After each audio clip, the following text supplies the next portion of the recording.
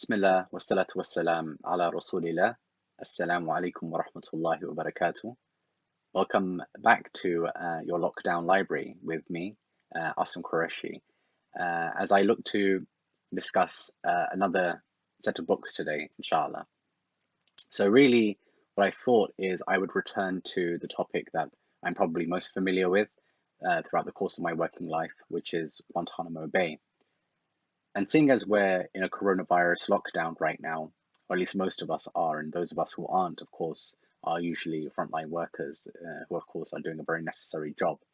But if you're stuck at home like I am, which of course, it's not just being stuck, it's doing the right thing, I thought it'd be really great to use some of the reflections of those people who have been locked up, but in a way that was, of course, not in our situation, without their choice.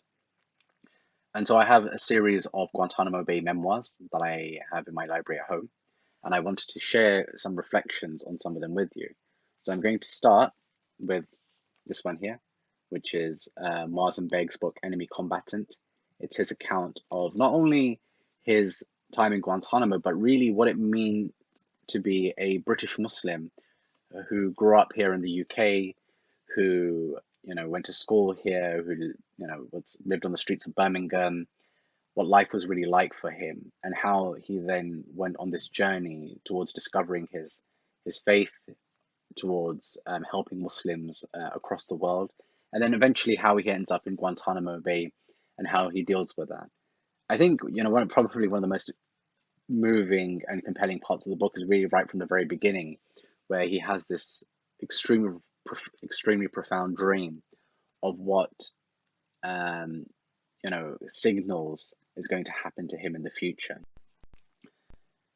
It's the first account that was written by a Guantanamo Bay detainee in full, and I think in so many ways it resonates so hard. Even just today, before I started this recording, I went through the book again and just had a quick flick through some of the passages and the chapters that at the time were very, very meaningful for me. And I think one of the things that really strikes you so hard is how resilient so many of these men are in the face of what can only really be described as unbearable suffering, especially when you're kept away from your family for so long.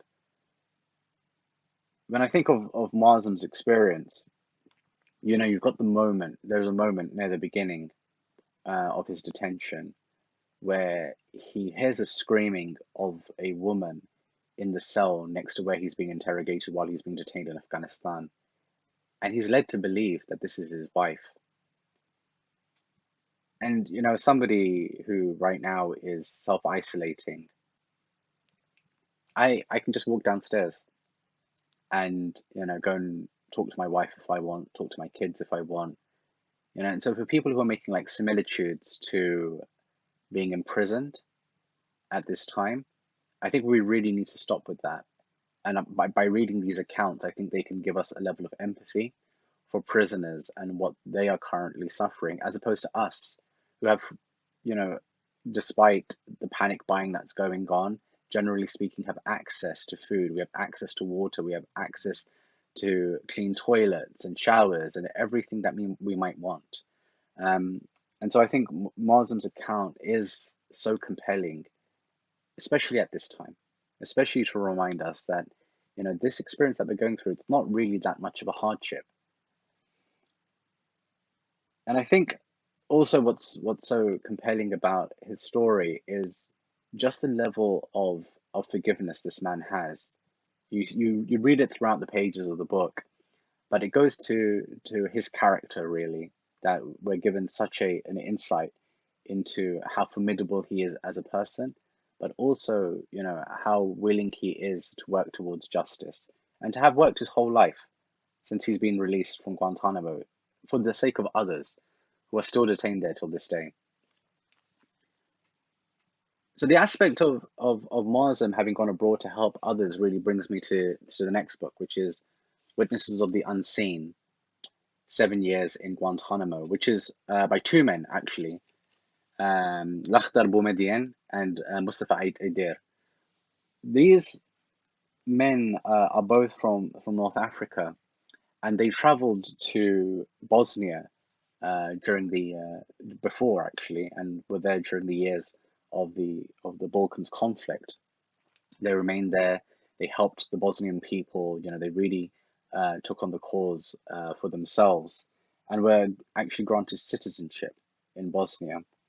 And as you go through the pages of the book, you realize that these men have had an exceptional love for the Bosnian people. I was actually out there in Bosnia in 2007. I interviewed the families of these men, and subhanallah, you really don't get a sense of how profound a detention is until you meet small children who have never met their parent. It's one of the things I think that I still struggle with most till to this very day, meeting children who have no idea who their parent is. Going just on a tangent, seeing as I'm on this, I was in Pakistan in 2006 interviewing the wife of somebody who's been kept in secret detention. So we had no idea in the world her husband was at the time. And I kept on getting distracted by this scene of his small child.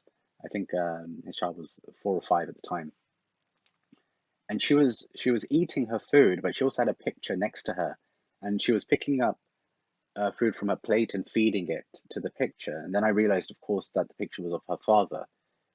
And so they end up, these families, in these bizarre rituals that for the rest of us, would seem completely crazy. But this was their way of holding on to their loved ones, holding on to any sense of retaining a family life when that's been taken away. Somebody else who was also in the UK, he wasn't a national, he was here as a resident, is Ahmed Rashidi, and this is his book, The General. Uh, I'll be honest, this is probably my favorite, sorry, Mazen, of the Guantanamo Bay accounts, only because this is such a formidable account of resistance, of somebody who really spent his time in Guantanamo Bay not in any way as a victim.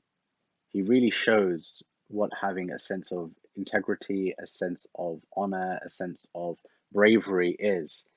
And there's a wonderful quote that I want to read to you from him in the course of the book. He says, in a moment of really intense difficulty, it says, I decided to pull myself out of the darkness that was enveloping me, and also to try and save the others drowning with me.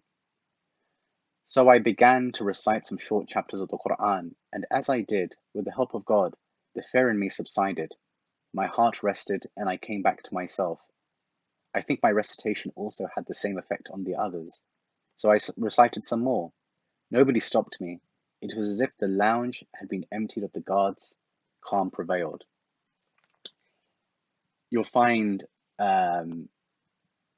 passages throughout all of these books that really resonate with what Ahmed says here. It's so unbelievable that these men are in this really weird circumstance, and yet when they turn to Allah, when they recite the Quran, when they are doing their absolute best to hold on to their sense of faith and their sense of self, they are able to find it. They're able to find like who they are in the midst of it all.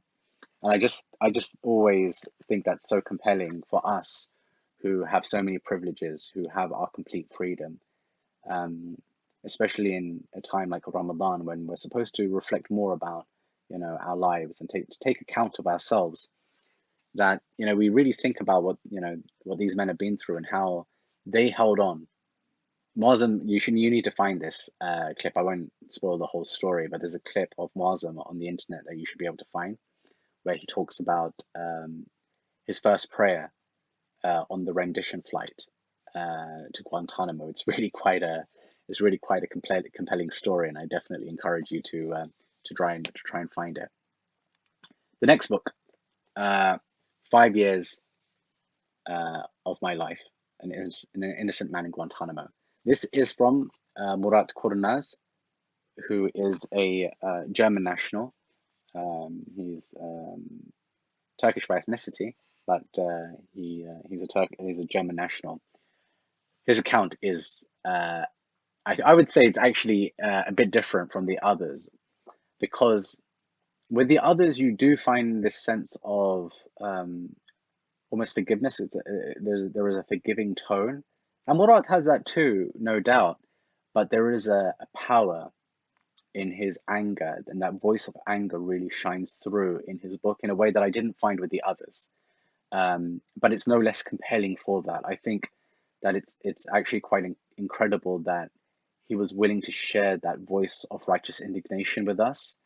And I felt very moved by it personally. I felt that this was, and not that the other voices aren't genuine. They're absolutely, all of the voices are extremely genuine to their experience and their feelings.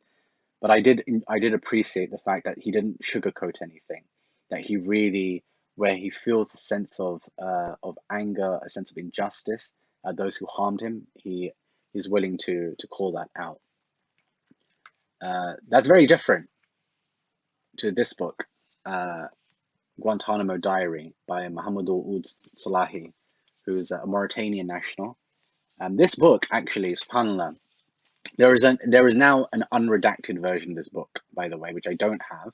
And this is the redacted version. So this was published not as like the other books, not as a free man. This book was published while he was still inside, and because he was inside, the U.S. government was refusing to allow certain information to be released. And I just want to quickly, I should have actually prepared this beforehand, just share with you bizarre pages that you'll find in the book, like this one.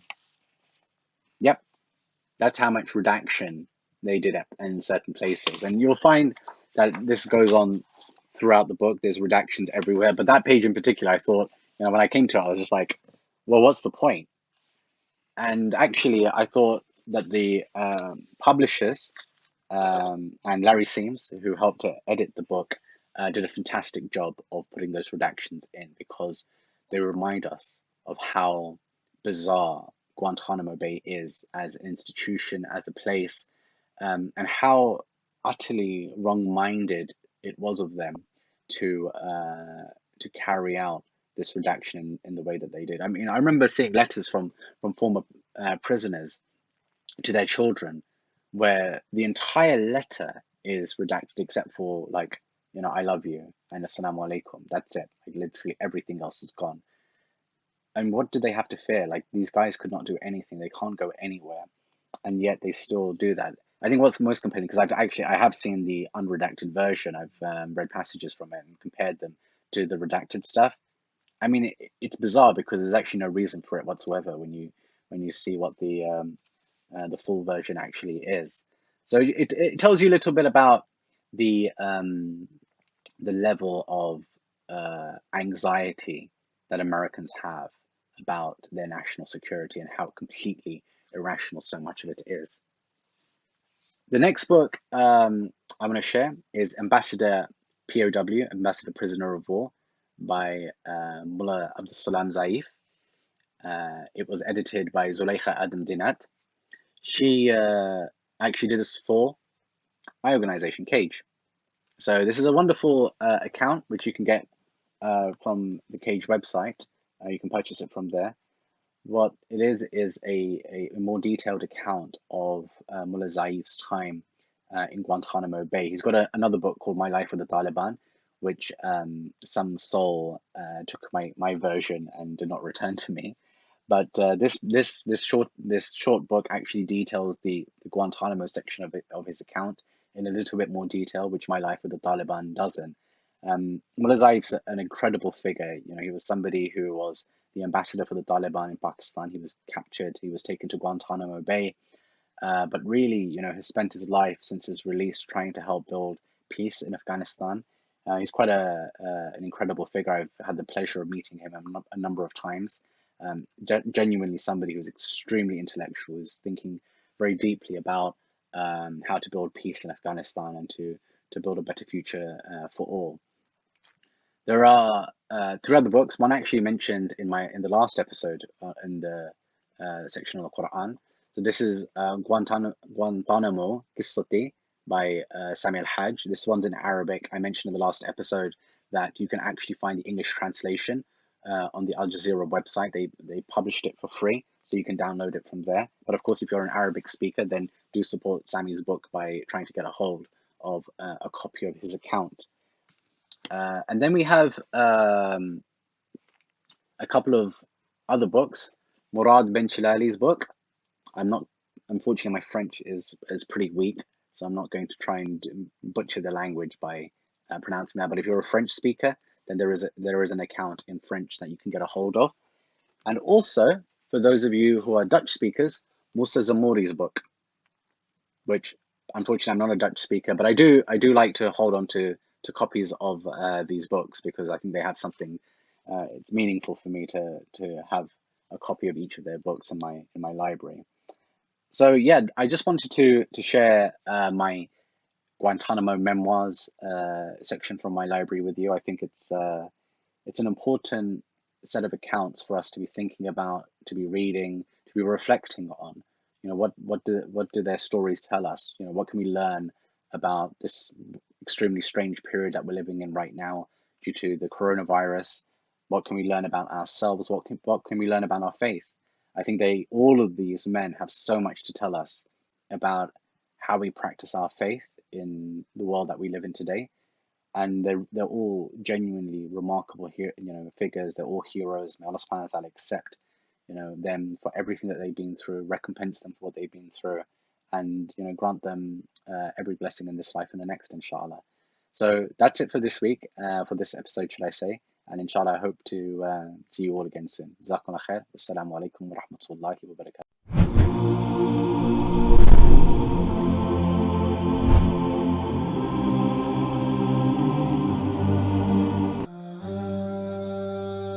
Stay tuned to Islam 21C to catch the front row from the online masjid.